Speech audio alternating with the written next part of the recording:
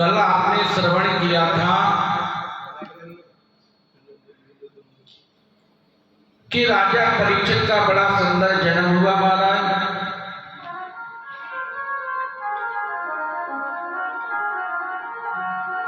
परीक्षित जी महाराज को आशीर्वाद देकर के भगवान जाने लगे और जैसे भगवान जाने लगे तो मेरा गोविंद बोला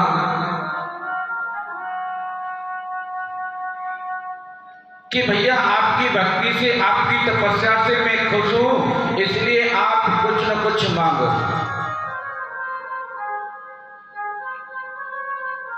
अब मांगे तो पांडव क्या मांगे? मेरे गोविंद ने कहा युधिष्ठिर तुम सबसे बड़े हो इसलिए तुम कुछ मांगो। युधिष्ठिर ने बोला गोविंद हमको देने को बोलता है और हम वर ना मांगे, ऐसा हो सकता है? तो युधिष्ठिर ने एक ही वर मांगा कि प्रभु मुझे तो बस एक ही वर दे दो, जीवन में कितनी भी विषम परिस्थिति आए मैं कभी सत्य से पीछे ना हटूं, जीवन में कभी झूठ ना बोलूं, केवल सत्य ही बोलूं, ऐसा आशीर्वाद मुझे दें। भीमसेन बोले गोपाल अरे भैया मेरी तो वैसे ही बदनामी है, लोग मुझे केवल भोजन भट्ट कहते हैं और भैया आशीर्वाद देना चाहता है तो एक ही आशीर्वाद दे दे, उठते बैठते सोते हंसते खाते पीते प्रत्येक परिस्थिति में बस लाला तेरी याद बनी रही। अर्जुन बोले भैया मुझे भी देना चाहता है तो एक ही चीज दे दे कि मैंने आपको अपना गुरु माना है, ऐसा विचार मेरे मन से कभी निकले नहीं, मेरे मन में ऐसा भाव हमेशा बना रहे, इसलिए भैया मेरे गोविंद से कुछ न कुछ मांग रहे हैं। वहां आराम से सुभद्रा खड़ी है। मेरे गोविंद बोले बहना अरे तुम भी कुछ मांगो। सुभद्रा कह रही है लाला मुझे तो एक ही वर दे दे कि आपके चरणों पे एक प्रकार मेरा जो मन रूपी पिंजरा है वो हमेशा बंधा रहे।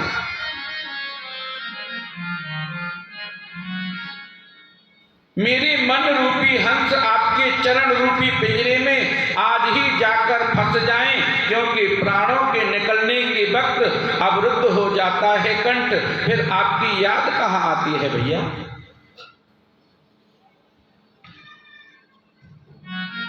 उधर सभा में द्रौपदी खड़ी हैं। द्रौपदी ने कहा गोपाल मैंने तो आपको हमेशा सखा माना है, आपने मुझे सखी कहा है, बस सखी और सखा का भाव कभी दिल से निकले नहीं मेरे जीवन में, एक यही आशीर्वाद दे। पांडवों की माता कुंती शांत खड़ी हैं। मेरे गोविंद कह रहे हैं मुस्कुरा करके बुआ तुम भी कुछ मांगो, क्या आपको कुछ नहीं चाहिए? कुंती बोली गोपाल अरे लाला मांगते तो वो हैं जिनके पास कुछ नहीं होता, जिसको सर्वस्व पहले ही मिला हुआ हो, वो क्या मांगे? कन्हैया बोले बुआ कुछ तो मांगो, मेरा देने का मन है।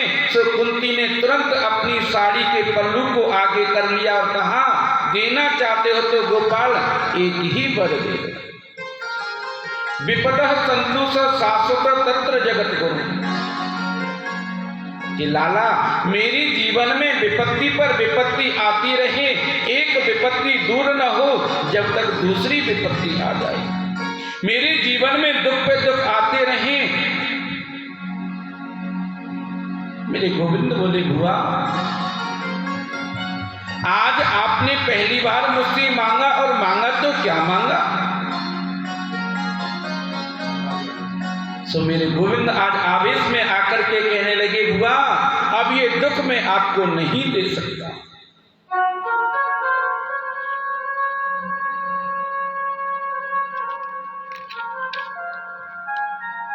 सुख के माते सिल पड़े जो हरि हृदय से जाए, बलिहारी व दुखी जो पल पल नाम जपाए लाला। ऐसे सुख की लेकर के मैं क्या करूंगी जो उस सुख में तेरा नाम भूल जाए। जो परमात्मा को भुला दे, ऐसी संपत्ति को लेकर मैं क्या करूंगी जो कन्हैया की विस्मृति करा दे। अरे लाला, देना है तो मुझे दुख दे दे।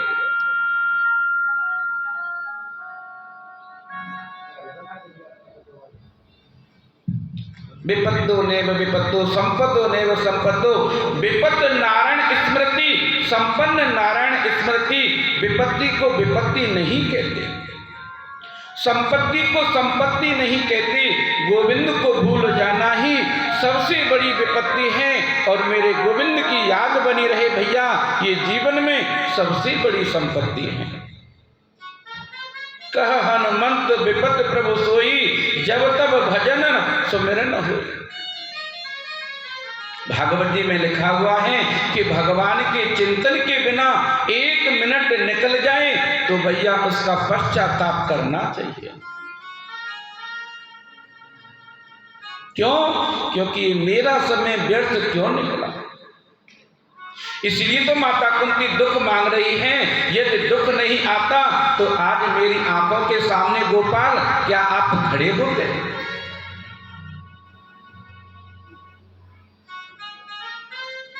अरे पग पग पर मेरे पुत्रों पर मेरे जीवन में दुख आया। जब भी दुख आया तो मैं पुकारा और तुमने आकर दर्शन दिए और हमारी रक्षा करी।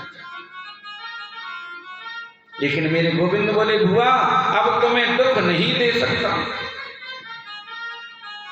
इसलिए बुआ मैं कष्ट नहीं दे सकता। इसलिए भैया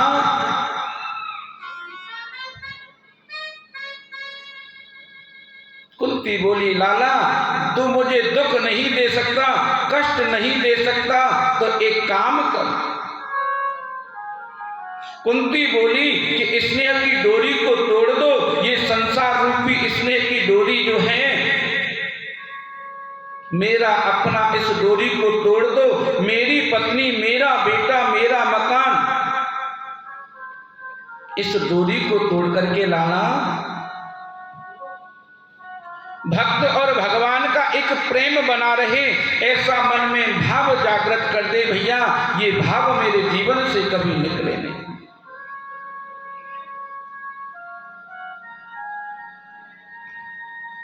भैया जब हम लोग कभी माला करने बैठते हैं, भजन करने बैठते हैं, तो माला करते करते हमको नींद आ जाती है। क्यों? क्योंकि हमने भगवान के भजन को अपना नहीं समझा। आप लोग गौर करना, हम लोग कभी पैसे गिनते हो?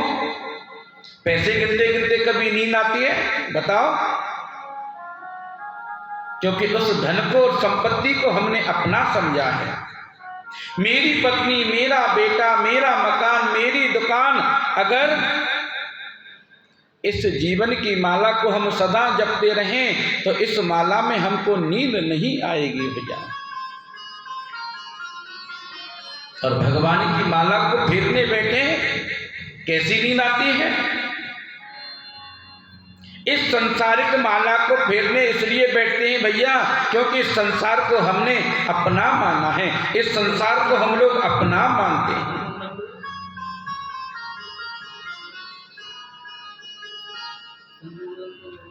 मतलब क्या है सज्जनों कि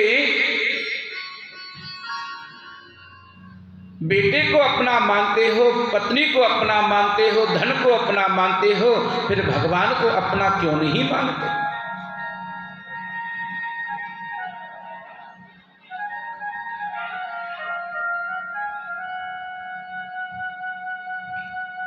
इसलिए भैया कुंती ने कहा, लाला तेरे प्रति अपना तत्व का भाव बना रही, बस ये सबसे बड़ी कृपा है महाराज। एक बात बताऊं भैया, तन पवित्र सेवा किए, मन पवित्र कर दान, धन पवित्र कर दान, मम मन पवित्र विधि भजन सो, जो विविध होत कल्याण। हम लोगों का ठाकुर जी ने सुंदर शरीर दिया है, किस लिए दिया है? केवल ठाकुर जी का भजन करने के लिए। जीवन में हमारे शरीर में रोग हो जाते हैं, होते नहीं होते? किस लिए होते हैं? किसी कुएं में आप जल भर दो और उस जल को सींचो ना, तो महाराज वो जल पीने योग्य नहीं होगा, गंदा हो जाएगा। शरीर किसके लिए है? ठाकुर जी ने किस लिए दिया है? केवल सत्कर्म करने के लिए, सुंदर कार्य करने के लिए शरीर दिया है। तन पवित्र सेवा किए, मन पवित्र कर नाम, और धन पवित्र विधि दान सो, जो विविध होत कल्याण। हमारा मन कब पवित्र होता है? जब ठाकुर जी का सुंदर सुंदर हम लोग अपनी जिह्वा से नाम लेंगे तो हमारा मन पवित्र होता है भैया। जीवन में हम लोगों ने धन कमाया ही कमाया है, उस धन को अपने सुंदर कार्यों में, सत कार्यों में नहीं लगाया तो भैया वो धन जीवन में बेकार है।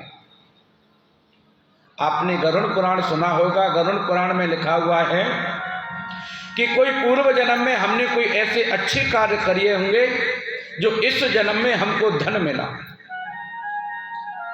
और उस धन को हम लोग सुंदर और अच्छे कार्यों में ना लगाएं तो भैया आगे जाकर के हमको किसी गांव में एक कुटिया भी नहीं मिलेगी। ये प्राणोक्त बात है। इसलिए भैया जीवन में अपने धन को सुंदर कार्यों में लगाओ, सत कार्यों में लगाओ। जहां किसी को पानी की जरूरत है, किसी को पानी पिलाओ, किसी को वस्त्र की जरूरत है, किसी को वस्त्र दो। भैया जहां जिसकी जरूरत है उसको जरूर देना चाहिए। ऐसे धन को भैया सुंदर कार्यों में लगाएंगे तो वो धन गलत कार्यों में नहीं लगेगा। आजकल नई नई बीमारी जो आ रही हैं जीवन में जो है, देखो आजकल मनुष्य की सबसे बड़ी बुरी बीमारी क्या है? बोले घुटने जवाब दे देते हैं। देते हैं नहीं देते? लेकिन मैं आपको प्राणोक्त बात बता रहा हूँ, अपने अजमाई हुई बात बता रहा हूँ। प्रेम से एक आसन पे बैठ करके रोज आधा घंटा ठाकुर जी का भजन करो, तुम्हारे घोड़ों में कभी दर्द हो जाते इस बात की गारंटी। बोलो राधे राधे। लेकिन महाराज भजन भी करें तो स्टूल पे बैठ के करें। अरे आधा घंटा नहीं, डेली 10 मिनट करो, लेकिन होना चाहिए एक आसन पे बैठ करके। अब देखो हम हैं, हमको 10 घंटे एक आसन पे बैठा लो, कोई दिक्कत नहीं। इसलिए कहता हूं ठाकुर जी के निमित्त, ठाकुर जी के नाम से आप 10 मिनट डेली ठाकुर जी की माला करो एक आसन पे बैठ करके। 10 दिन तक करो, 10 दिन के बाद 10 मिनट और बढ़ा दो, 20 दिन तक करो, 20 दिन बाद और 10 मिनट बढ़ा दो भैया। ऐसे करके एक आसन पे बैठ करके देखो, फ्री की दवाई है ठाकुर जी का भजन और शरीर स्वस्थ। इसलिए जीवन में भैया ठाकुर जी का नाम बहुत जरूरी है। अगर ठाकुर जी का नाम लोगे तो जीवन में हमको कष्ट नहीं मिलना पड़ेगा।